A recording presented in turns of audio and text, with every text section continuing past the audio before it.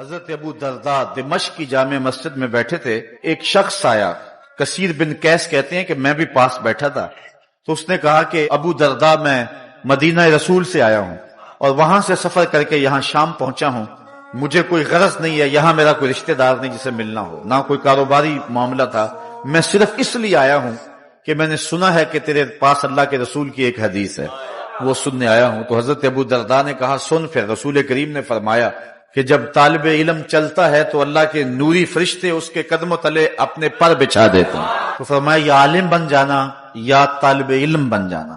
تیسری بات ارشاد فرمائی یا علماء کی باتیں سننے والا بن جانا، ان کی صحبت میں بیٹھنے والا بن جا۔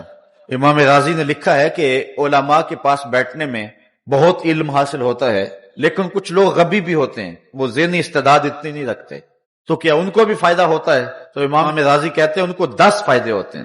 جو غبی ہوتے ہیں، کند ذہن ہوتے ہیں، جو سنتے ہیں اس کو سمجھ بھی نہیں پاتے اور یاد بھی نہیں رکھ پاتے، ان کو بھی 10 فائدے ہوتے ہیں۔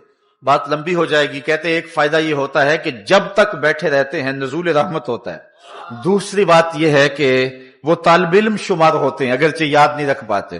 تیسری بات ہے کہ جتنی دیر تک بیٹھے رہتے ہیں گناہوں سے بچے رہتے ہیں۔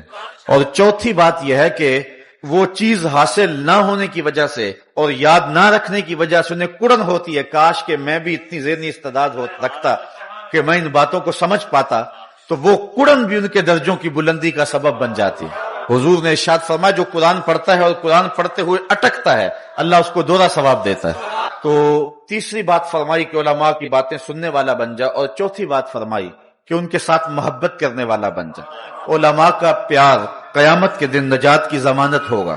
اللہ تعالیٰ جل شانہ لوگوں کو جنت میں بھیجتا جائے گا، لیکن جب عالم آئے گا تو اللہ فرمائے گا کف ٹھہر جا۔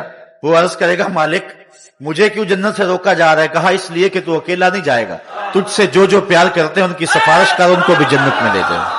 تو کہا ان کے ساتھ محبت کرنے والا بن جا، اور آگے فرمایا 5واں نہ بننا، ہلاک کر دیا جائے گا۔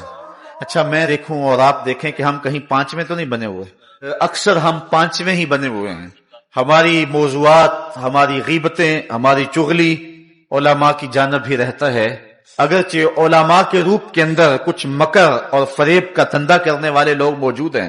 یہ بات بھی سچ ہے کہ علماء کے روپ کے اندر کچھ کاروباری بھی چھپے ہوئے ہیں، لیکن تم ان کو نہ دیکھو، ان کو بھی دیکھو جو تاج شاہی کو پاؤں کی ٹھوکر پہ بھی نہیں رکھتے۔